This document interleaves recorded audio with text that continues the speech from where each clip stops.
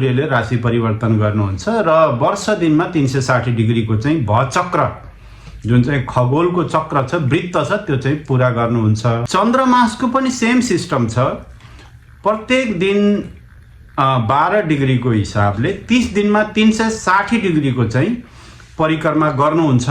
प्रतिपदा तिथि, द्वितीया तिथिदेखि पूर्णिमासम्म 15 दिन, फेरि प्रतिपदादेखि औँसीसम्मको 15 दिन गरेर 30 वटा हाम्रो चाहिँ तिथिहरू छन्।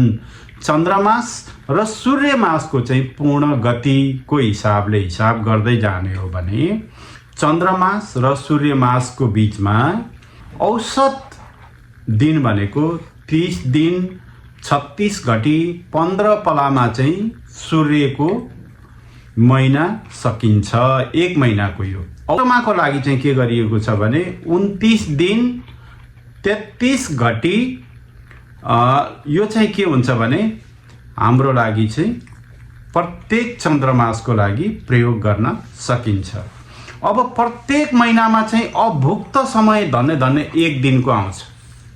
प्रत्येक महिनामा एक दिन अभुक्त हुन्छ। अभुक्त हुन्छ भनेको मतलब कि सूर्यको मास 30 दिन र चन्द्रमाको मास 30 दिन पुर्याउँदाखेरि दुईटै एक अर्कामा अलाइन हुनु पर्यो नि, बराबर भोग गर्नु पर्यो नि। सूर्यले पनि चन्द्रमाले पनि यो पृथ्वीमा बराबर लाइट समय खपत गर्नुपर्ने हुन्छ, तर त्यसो हुँदैन। महिनाको अन्तरमा आएपछि 51 घटी 55 पला चाहिँ अभुक्त भएर बस्छ। यो चाहिँ रिटेन्ड अर्निङ, लेखामा चाहिँ रिटेन्ड अर्निङ भनेर जस्तो गरेर चाहिँ ब्याङ्क ब्यालेन्समा प्रत्येक महिना जम्मा हुँदै हुँदै हुँदै जान्छ।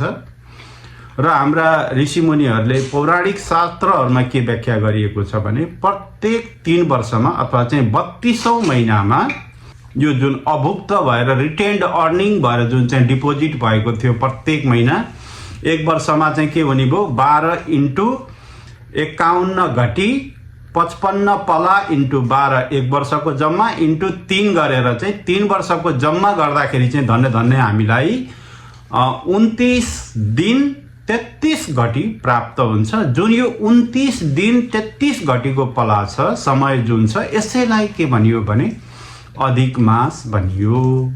र मासमा चाहिँ अधिक मास ल्याएर यसलाई चाहिँ समायोजन गर्ने गरिन्छ। अब पौराणिक कथा छ यसमा। यसरी 29 दिन 33 घटी आइसकेको वर्ष, तेस्रो वर्षमा चाहिँ जसै 29 दिन 33 घटी आउँछ, त्यो समयमा चाहिँ के भनिदिनु भयो भने शुभ कार्यहरू नगर्ने, पूजा नगर्ने, बिहा व्रतबन्धहरू नगर्ने, यी विविध धार्मिक अनुष्ठानका कार्यहरू नगर्ने भनिसकेपछि चाहिँ सबैबाट के हुन थाल्नुभयो, अधिक मासका जो स्वामी हुनुहुन्थ्यो उहाँ चाहिँ निन्दित, घृणित र कसैले पनि प्रयोग नगर्ने भइसकेपछि अति नै पीडादायी अवस्थामा हुनुहुन्थ्यो।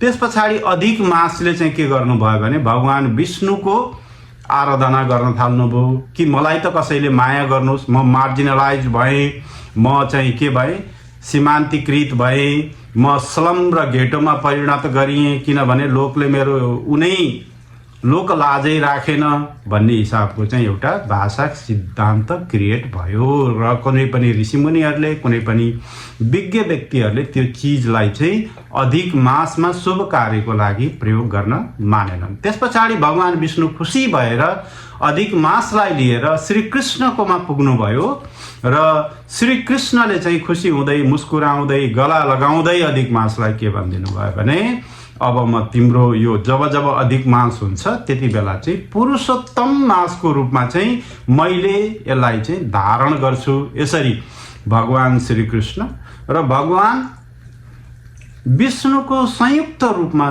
चल्ने गरी, अधीनमा रहने गरी यो चाहिँ सूर्यले पनि भोग नगरेको, चन्द्रमाले पनि भोग नगरेको र प्रत्येक महिना सङ्कलित हुँदै गएर 3 वर्षमा अभुक्त समयको भोग हुने समयलाई अधिक मास भनिन्छ। भगवान श्री कृष्ण र भगवान विष्णुले संयुक्त रूपमा पालन गर्नुभएकोले यसलाई अधिक मास भनेर भनिन्छ। अब यो चाहिँ हाम्रो अधिक मासको कन्सेप्ट क्लियर भयो जस्तो लाग्छ।